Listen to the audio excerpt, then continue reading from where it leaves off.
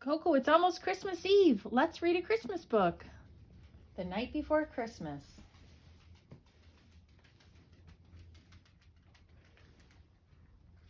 The Night Before Christmas by Clement Moore, illustrated by Leonard Weisgard. 'Twas the night before Christmas when all through the house not a creature was stirring, not even a mouse. The stockings were hung by the chimney with care, in hopes that St. Nicholas soon would be there. The children were nestled all snug in their beds, with visions of sugar plums danced through their heads. And Mamma in her kerchief and I in my cap had just settled our brains for a long winter's nap, when out on the lawn there arose such a clatter, I sprang from my bed to see what was the matter. Away to the window I flew like a flash, tore open the shutters and threw up the sash. The moon on the breast of the new-fallen snow gave a luster of midday to objects below, when what to my wondering eyes did appear but a miniature sleigh and 8 tiny reindeer.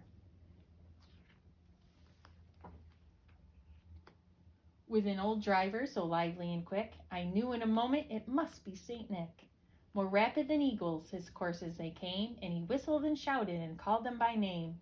Now Dasher, now Dancer, now Prancer and Vixen, on Comet, on Cupid, on Donder and Blitzen, to the top of the porch, to the top of the wall, now dash away, dash away, dash away all.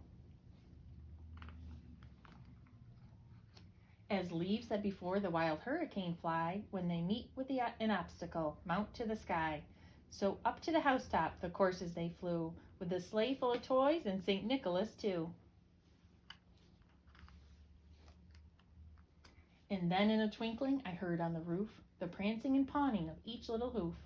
As I drew in my head and was turning around, down the chimney St. Nicholas came with a bound. He was dressed all in fur from his head to his foot, and his clothes were all tarnished with ashes and soot. A bundle of toys he had flung on his back, and he looked like a peddler just opening his pack.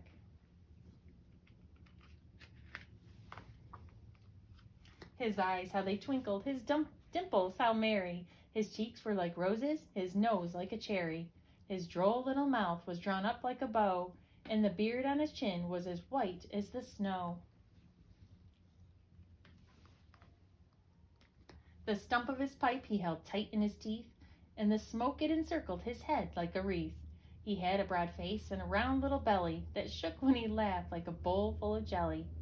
He was chubby and plump, a right jolly old elf, and I laughed when I saw him in spite of myself. A wink of his eye and a twist of his head soon gave me to know I had nothing to dread.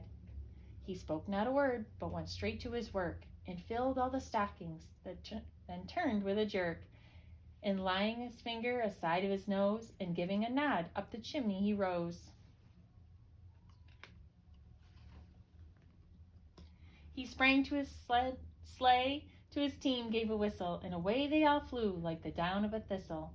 But I heard him exclaim ere he drove out of sight,